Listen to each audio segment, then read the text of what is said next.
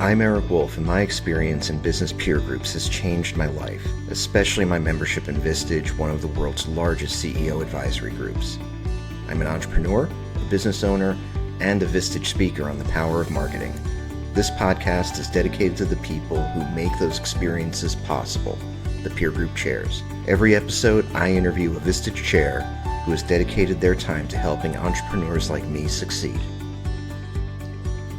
Welcome to Chairwaves. My guest today is Mary Edwards, who is joining us from North Dallas in the large state of Texas. Welcome. Thank you. So, Mary, you've got a lot of experience in not only a lot of companies and having high-level experience in those companies, but you've got experience at a lot of companies that people have actually heard about. These are kind of common names, especially in the business world.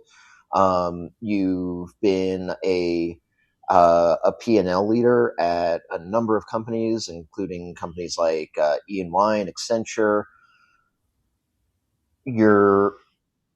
I would love to hear about that experience, but I would love to hear also about how you make the transition from being in this very, very big business world to now working with entrepreneurs and small and mid-sized business executives.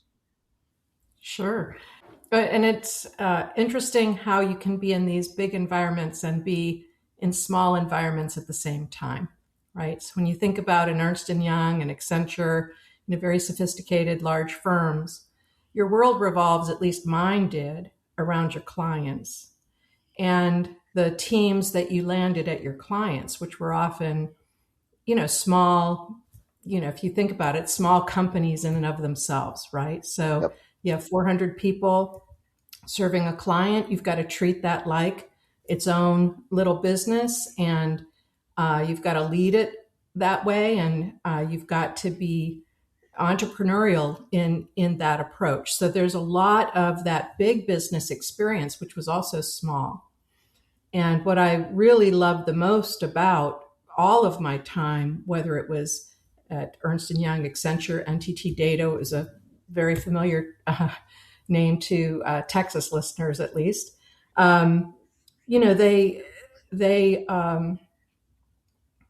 They lived and breathed on talent. And my best days were the days when I was helping either clients or the team be their best selves. Grow, change, learn, and then mentor others to do the same. So, all of that translates. All of that translates to what I'm doing now. What did you, if we were to kind of go back to the very beginning of your career, when you started, and I imagine like a lot of us, you sort of, get out of, you graduate from school and you have these ideas about what life is going to be. What did you think that you were going to do when you came out of school, and how did that evolve and change once you actually entered the workforce? Yeah. Well, I would say I had no idea. I was first generation to go to college in my family. Grew up, poor, and didn't have an idea. My guidance counselor pulled me out of class senior year and made me fill out a college application. That's how I got to college, and I'll be forever in her debt. Went to college, started in Ed because that's what people did, what women did, right, back then. Sure. And knew within 3 weeks that I would absolutely perish. I have so much regard for teachers, but I just couldn't do that myself. I remember. I remember when I was a kid and I saw my mom's high school yearbook, and and they had, everybody's picture, and it would say what they were going to be.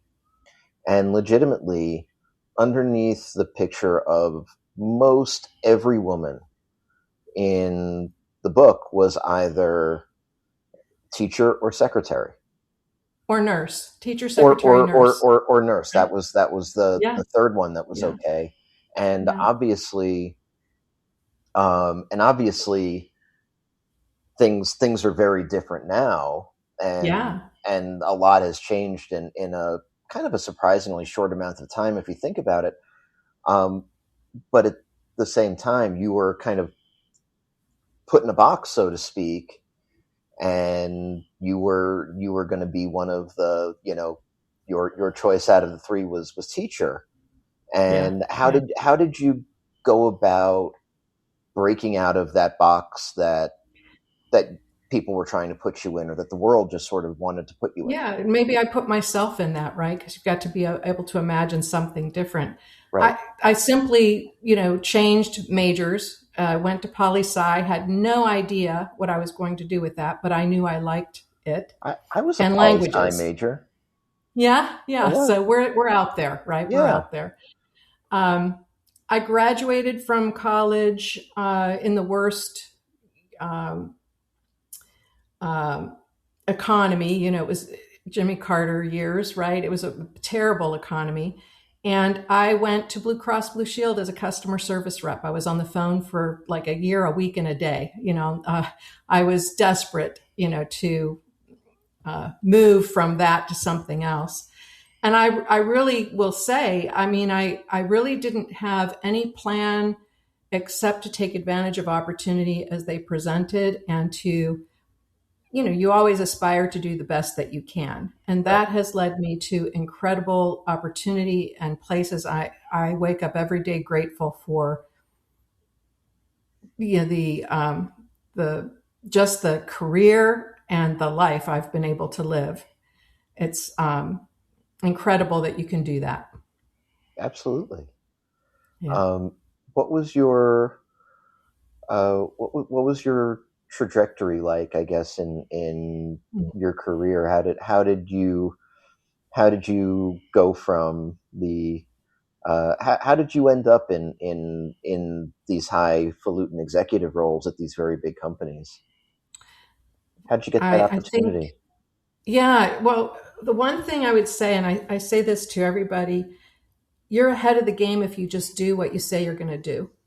Yeah. A lot of people say they're going to do it and don't, right? So be careful what you promise, because your reputation is built on what you say you're going to do, and then you do it, right? And if you say you're going to do more than you can um, possibly get done, then you're going to disappoint half of the people you've promised. And that reputation sticks with you more than the reputation you build by actually getting something done. Sure. So, I would say something I live by is, keep your word, do what you say you're going to do. And don't be afraid to, I mean, everybody hasn't done what they're going to do next before, right? Right. So the humans are always learning the next thing they're going to do, whether it's walking, talking, chewing bubblegum, whistling, whatever it is. And one thing that I think was a challenge was that so often for women, if you hadn't done it before, it was a way that you were assessed. Well, she hasn't done that before. And I had to get brave about saying, well, did you do it before you did it the first time? Were you always, the CEO? Were you always right? It, No, everybody is doing something for the first time. it's one And of the paradoxes of any workplace, or any or any leadership role, really, when you have the thing of, well, you need somebody with experience, but how are we going to get people with experience if they're never allowed to get do the thing, experience? right? I think it's a conundrum now with AI too, because a lot of the ways, particularly, at in firms like Accenture, Ernst and Young, the junior folks did learned their craft by being in the presence of and carrying the buckets, right, for the more senior people. How do you facilitate a meeting? How do you freaking take notes? That kind of thing. So now that AI is kind of moving into and displacing some of what people cut their teeth on, that's something that we all have to adjust to and figure out. How are we actually going to bring up the people behind us in a way that they can continue to learn and grow and get the basics right? Oh yeah, it's a very it's potentially problematic, and so just as an example, I have a webinar that a colleague and I, Chris Tam, do with. We're both Vistage speakers, and we do webinars Hmm. for Vistage Chairs about AI and marketing, um, and we talk about the importance all the time of hey, the AI isn't the expert. You still have to have the human expert in the room, and it's not replacing the need for human expertise. But it does beg the question of how are we going to create more experts. Yes. Yeah. So Hmm. yeah, and curious, has your group figured it out? I'm sorry, Has who? your group My figured out group figured it out. how to figure out how to get new experts when in the age of AI? How are Listen, you? if I figure it out, I'll sell it. There you go. There you go. Maybe Accenture Yeah. wants it. We'll see. No, Uh, they'll figure it out. I mean, these firms, whether it's Accenture or any other, they are who they are because they've continuously transformed. And I'm sure that there's an answer to all of this, right? right. We probably worried about the same thing when calculators were invented. Oh my God, how will people know how to do math? If the calculator replaces it, Oh, I mean we figure it that out. was legitimately the thing that they told us when I was growing up. You're not going to have a calculator in your pocket every day. Yeah, And you know what? Guess what? They were very extremely wrong about that. yeah, yeah. They were. Yeah. So. So how did you how I would love to hear your journey to Vistage. Oh, sure. Well, I retired a few times before I got to Vistage. By that, I mean, I started out in the blues, as I said, and I left to go to consulting probably 12 or 13 years into that health insurance career. And, then spent 22 years in consulting, retired from Accenture in 2016. A client asked me to help them um, uh, build and take a platform business to market. So I did that for a couple years and retired from there. And then another client asked me to come and help them, you know, uh, turn something around at NTT Data. So I did that. Every time I made one of those changes, I thought what I would be doing was this, working to coach or guide executive development. And when I have this thing, if people ask me for help, I want to help them. And these were clients that I owed my career to. And so naturally, I was inclined to do that thing. When I left NTT, I did hop to another place, because someone asked me for help. And about 3 months in, I was like, wait a minute. Are you ever going to do the thing that you were thinking you would do? As part of the culmination of your career and the thing that you love to do the most. And I stayed 5 months, but 3 months in, I told the CEO that I was not going to be there for the long haul, and I owed it to him to tell him. And I would be happy to help him figure out who's next up in the role and do the things that were required, to kind of have an easy transition out. But I really owed it to myself Hmm. to do the thing that I, had hoped to do. So that's how I ended up at Vistage. I took a year. I researched, different organizations that could enable me. Right. I didn't want to build a business that was, a monstrous thing. I just wanted to scratch this itch and have this kind of experience in my retirement, right? I don't know. you call this retirement. I'm working, right? But I don't really call this work because I You're enjoy it. terrible at retiring, it turns out. I am Of all terrible at of it. all Yeah. of the things of all the things that you can say that you're good at, you are awful at retiring. Yeah. Yeah. And I'd go stark raving mad. I make work for myself, as my husband would say. And so, I might as well put it to better use than, tearing up a room or, tearing up a Sure. garden or tearing up the golf course. When when you first got in touch with Vistage, were did you have any experience at that point with peer groups or anything like that, or was Vistage really your first one? Yeah, but no, Vistage was the my first experience with, the CEO peer group. That's the group that I lead. It's a group of just fantastic CEOs. And I had really been thinking more in terms of a one-on-one coaching business. Hmm. But I really love this, and I really have no desire to take on individual clients one-on-one. In some ways, the CEOs that you're working with are your one-on-one client because you spend one-on-one time with them. Sure. I love the dynamic in the room. I love the way they dig in and help each other. I love that I'm able to learn, from them different aspects of industry. I'm of course happy to contribute, but I find that I'm as much a learner as they may be in the room. Uh, it's fantastic. Now, the reason I picked Vistage is because in doing my research, I really thought they had the most progressed um, set of tools and training and resources and the most progressed model for this type of work. And as I said, I'm not interested in recreating the wheel. I'm happy to take what's tried and true and apply it, Yeah. and bring, of course, bring myself to it in ways that are creative or ways that could evolve that.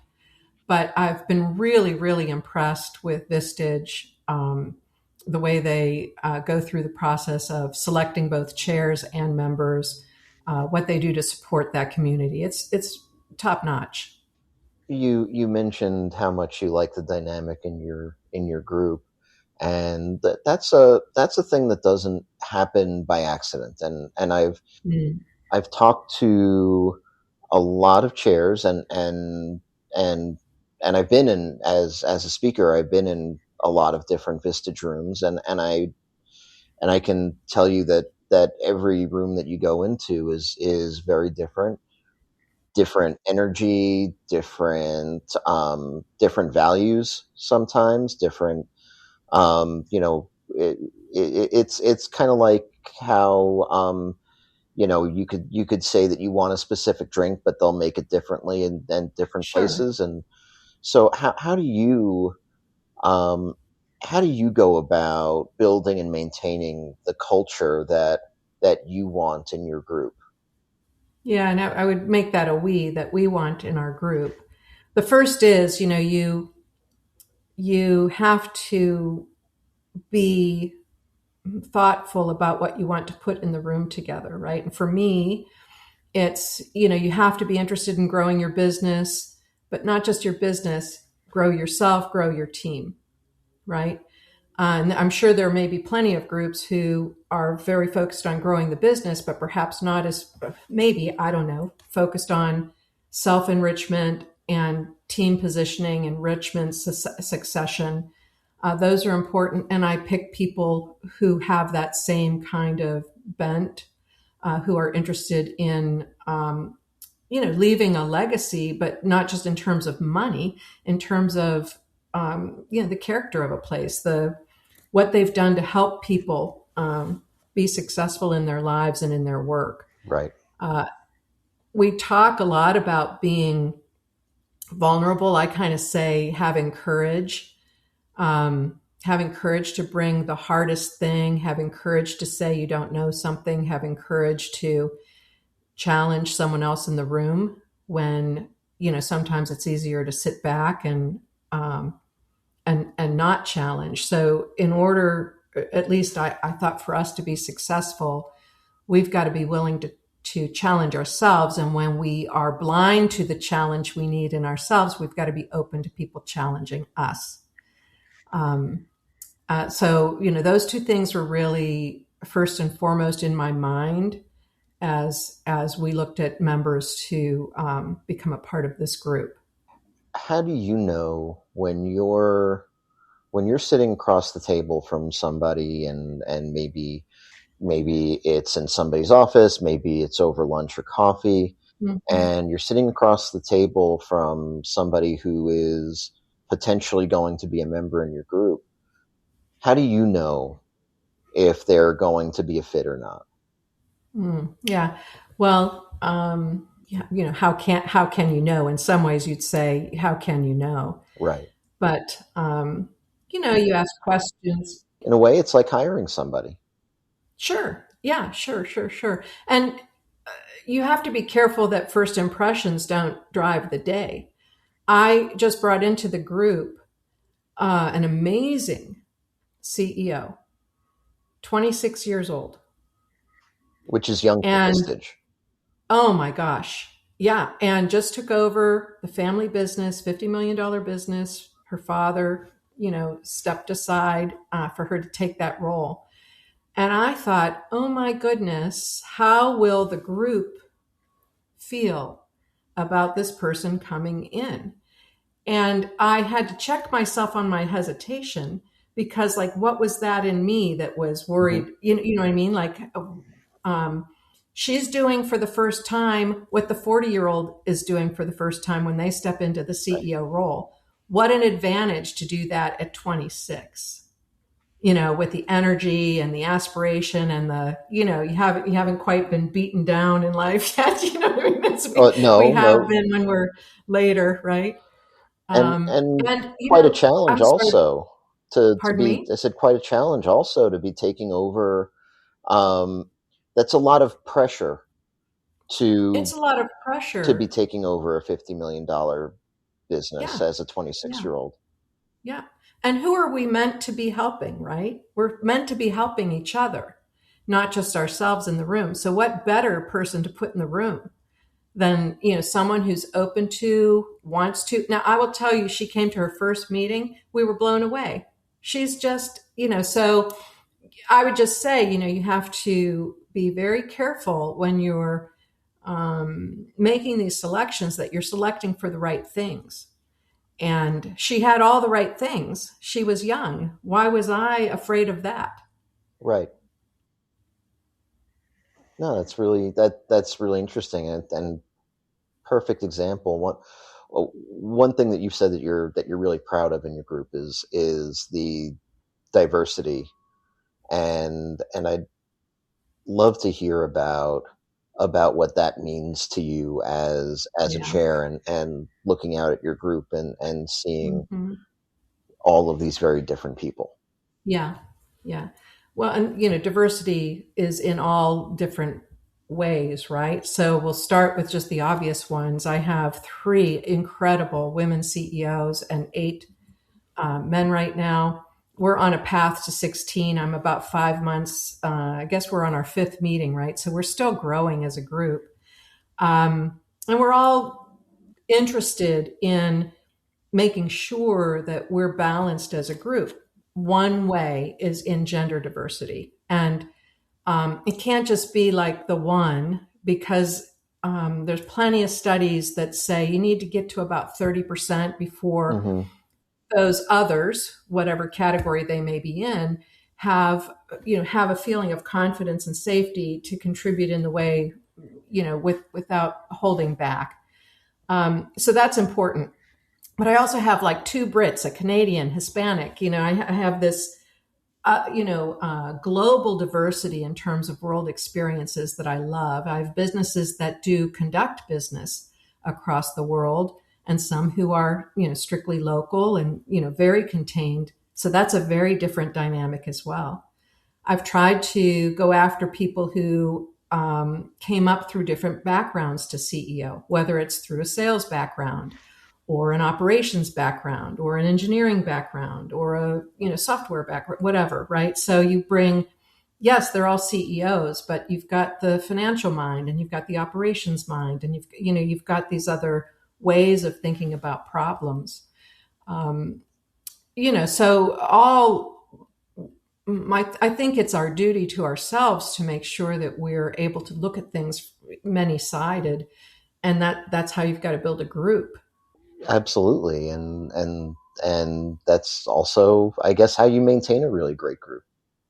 I hope so. Yeah, I'm committed to doing it. So, Mary, we're running out of time, but if folks have questions about your group, about uh, how to join, how to become a Vistage member, sure. they want to know what it was like running P&L in a $1 billion business. What's the best way for folks to get in touch with you? Sure. So Mary.Edwards at vistagechair.com. I'm on LinkedIn, and I never mind people texting me 412-913-5472. I mean, I welcome the inquiry. Of course, if you're in North Dallas or Dallas, Fort Worth area, I'd love to talk to you about the group that I lead and see if it's a mutual fit. But if not, I'm happy to fill you in on, Vistage generally, and we'll get you to the right place. Thank you so much for being a wonderful guest. Really appreciate it. You're welcome. Thanks, Eric. Bye bye. Thanks for listening to this episode of Chairwaves. You can subscribe to our feed using Spotify, Apple Podcasts, or your platform of choice. You can also visit chairwaves.com for more information. Chairwaves is hosted and produced by me, Eric Wolf, and to connect with me, you can visit my website at ewolf.live. That's EWOLF.live. And a disclaimer, while I love Vistage and CEO peer groups, this podcast is not owned by or affiliated with Vistage or any other peer organization. Thanks for listening.